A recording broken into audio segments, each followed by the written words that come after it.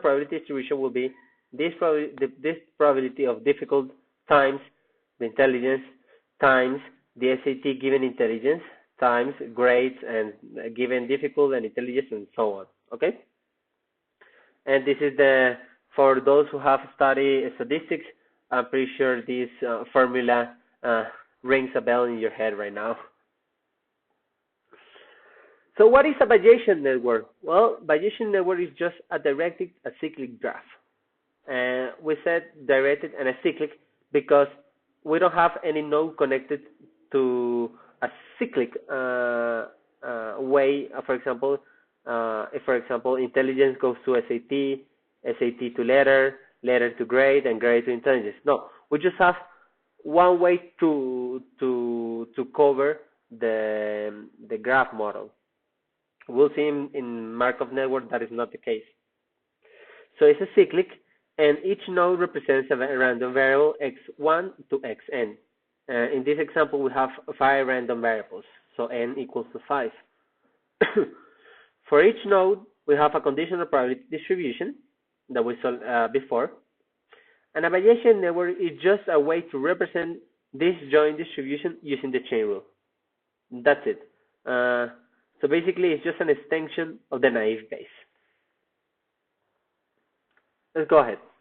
Now, when we have a Bayesian network, there are some really interesting things we might think about. For example, what happened with the influence? And this is the causal reasoning. Causal reasoning basically goes top to the bottom. You see that in this case, intelligence influences grade, and grade influences letter, right? So, in this case, if we have a higher intelligence, probably the letter will be higher as well.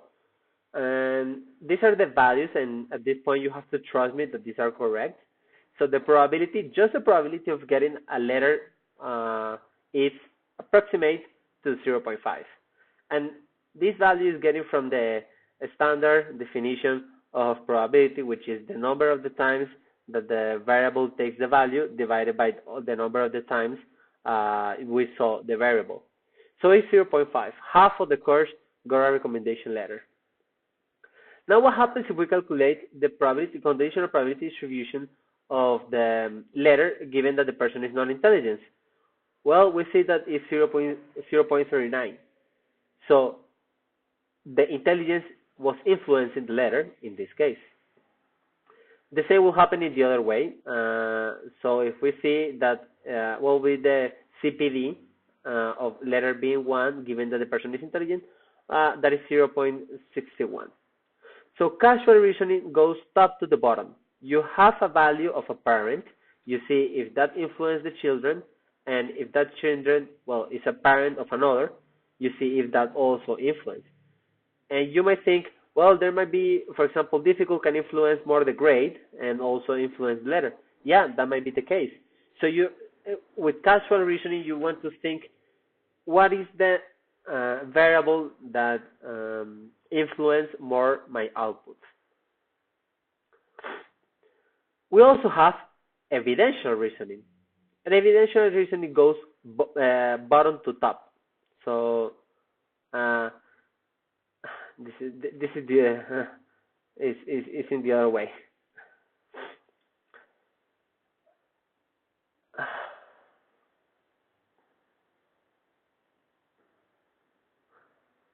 We also have evidential reasoning, and we also have evidential reasoning, where evidential reasoning goes top to bottom. That is causal reasoning, goes top to bottom, whereas evidential reasoning goes the other way around. So in this case, what happened is, for example, we saw the value of the grade. Will that influence the intelligence? Yeah, probably it will. And that is the thing here. For example, if a student gets a C, which is E3, and the probability of that is 0.349, what will be the probability that he or she is intelligent given that we saw that value? Well, if you get a C, you're probably not intelligent. So doing that multiplication and that range of the table of probability, we reach that is 0.08, which is not a high value. And actually that is in contrast, that reinforce the idea that the grade influence intelligence or the intelligence influence grade. There is another type of reasoning which is not a common one, which is called intercausal reasoning. And intercausal reasoning is basically what will be a posterior probability of watching something given something. It might sound quite complicated, but it's not really. So let's take a look. We saw that the prior probability of a student being intelligent is 0.3. That is the value that is here. We also saw that intelligence influence grade. However, does difficult influence intelligence? That is the question we have right now. So let's take a look. The posterior probability of watching the grade. So we have the difficult and we saw the grade, right? And we saw that the difficult was really hard and the grade was really low. So what do you think? Will be the intelligence high or low?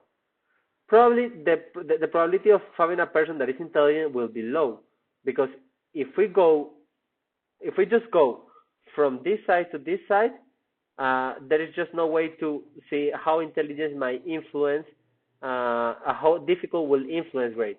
But if we see the grade, you might have an influence in this way. So if the class difficult is high and the grade is low, probably the person is not intelligent.